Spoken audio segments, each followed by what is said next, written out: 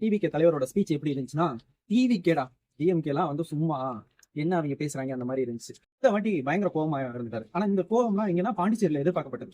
ஆனா பாண்டிச்சேரியில இருந்து அவருக்கே ஒரு சின்ன பயம் இருக்கு. ஏதாவது நடந்துருமா, யாராவது ஏதாவது பண்ணிடுவாங்களான்னு ஒண்ணு இருந்துச்சு. அதனால கொஞ்சம் அடக்கி வச்சாரு.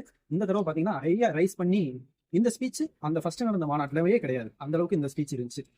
இப்ப அரசியல் மாற்றம் என்ன குளறுபடி ஆகுதுன்னா, இந்த ஸ்பீச்சுக்கு அப்புறம் இதுக்கு எந்தெந்த கட்சியில இருந்து எத்தனை பேர் யார் யார் வரப்போறா, அதாவது முக்கியமான ஆளுகள் யார் யார் வரப்போறாங்க அப்படின்ற போயிட்டு இருக்கு. முன்னாடி பேசப்பட்டது என்னன்னா, வந்து அரசியலுக்கு வந்து என்ன பண்ண போறாரு ஒண்ணு. ரெண்டாவது பேசப்பட்டது என்னன்னா, இவர் வந்து சும்மா வருவாரு, சும்மா என்டிகே மாதிரி இருப்பாரு அப்படின்னு ரெண்டு.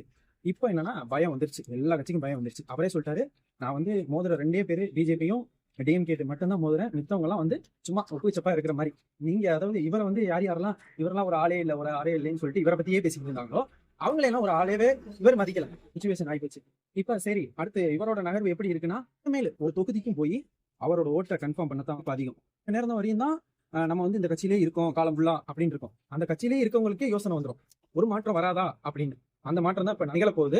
இது வந்து 2026 பெரிய பெரிய தாக்கத்தை இதுவரையும் தமிழ்நாட்டுல, அதாவது எம்ஜிஆர் ஜெயலலிதா அந்த நேரத்துல தாக்குதலை விட இந்த தடவை பயங்கரமா இருக்க போகுது. சரி, நம்மளும் இருந்து என்ன நடக்குதுன்னு பார்க்கலாம். கமெண்ட்ல சொல்லுங்க உங்களுக்கு என்னென்ன தோணுதுன்னு. நானும் என்னால முடிஞ்சது எனக்கு தெரிஞ்சதை நான் பேசிட்டே தான் இருப்பேன், சொல்லிட்டே இருப்பேன். எந்த கட்சிக்கும் சப்போர்ட்டும் கிடையாது.